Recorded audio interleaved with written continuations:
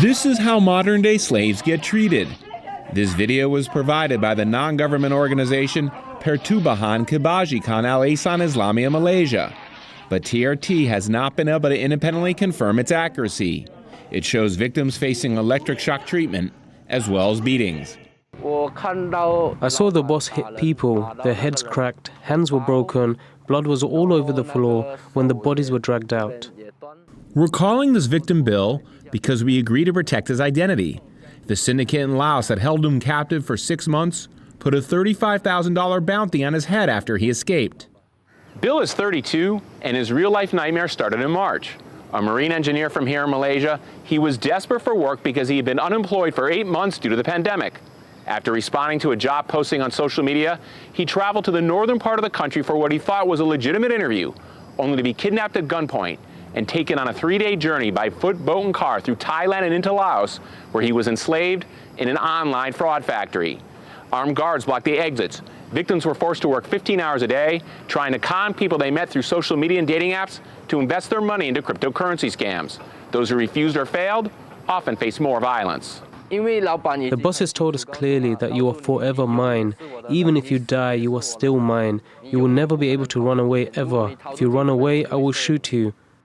These are scamming operations that are happening on an industrial scale. These are sophisticated organized crime groups carrying out the operations. Jake Sims from the non-government organization International Justice Mission says this is a multi-billion-dollar industry that often enslaves young, university-educated white-collar workers with social media skills from across Asia.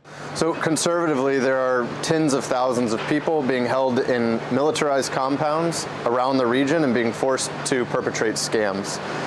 The predominant hotspots for this issue appear to be Cambodia, Laos, and Myanmar. Geraldine Onsart of the UN's International Organization for Migration says the owners of these illicit businesses consider several key factors when deciding where to operate. One, the capacity of law enforcement in this country to take action against these groups. Political instability is also an important factor. And the last one is, of course, corruption. Yeah, my mom. Bill reunited with his mother right after he returned to Malaysia. He says he had to escape because he feared he'd be sold to a syndicate that would harvest his organs. He eventually worked out a getaway plan using a motorbike. Now, simple things like a meal with mom have special meaning. After going through so much, it is unbelievable that I am able to come back to Malaysia. But while Bill made it home, tens of thousands of other victims are still trapped. This is the image Indonesian presidential frontrunner Prabowo Subianto portrays to the public.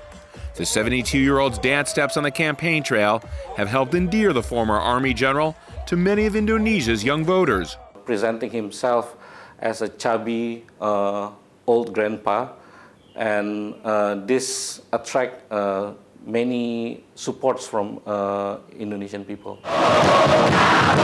Approximately half of Indonesia's eligible voters are younger than 40, and about 1/3 are younger than 30. Thousands streamed into one of Prabowo's recent campaign events geared towards young voters. I purely want to support Prabowo because I know he's on a mission. Prabowo tells the young crowd, "This world belongs to you, belongs to the youth." But while he campaigns to be Indonesia's future leader, this group of demonstrators near the presidential palace is trying to derail him by raising awareness about his past, when he commanded the Army's Special Forces under the late dictator Suharto, who ruled for 32 years. They're saying, long live the victims, never be silent. After Suharto lost power in 1998, Prabowo was dismissed from the army for allegedly ordering the kidnappings of pro-democracy activists. More than a dozen of them are still missing and presumed dead. Prabowo is also accused of atrocity crimes against hundreds of civilians in East Timor. Prabowo denies all accusations of wrongdoing. A human rights violator is able to run for president. Petrus Haryanto was friends with pro-democracy activist Wiji Tukul, who disappeared during the wave of political kidnappings in 1998 and has not been seen since. I believe that it's not proper that an activist abductor and a major human rights violator can run for president. I'm really scared that Prabowo is going to be elected.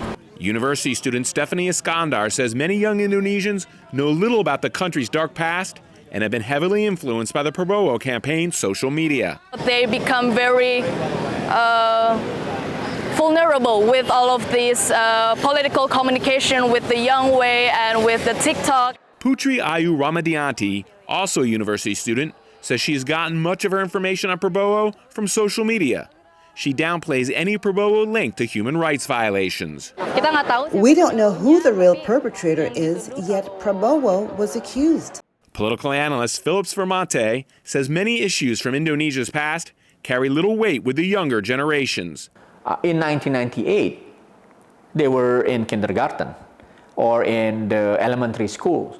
So they do not really have or share the collective memories of the authoritarian government. As Election Day nears, activists fear Prabowo's clever makeover will prove more powerful than his past. Dave Grunebaum, Jakarta, Indonesia. And go! Start now, let's go!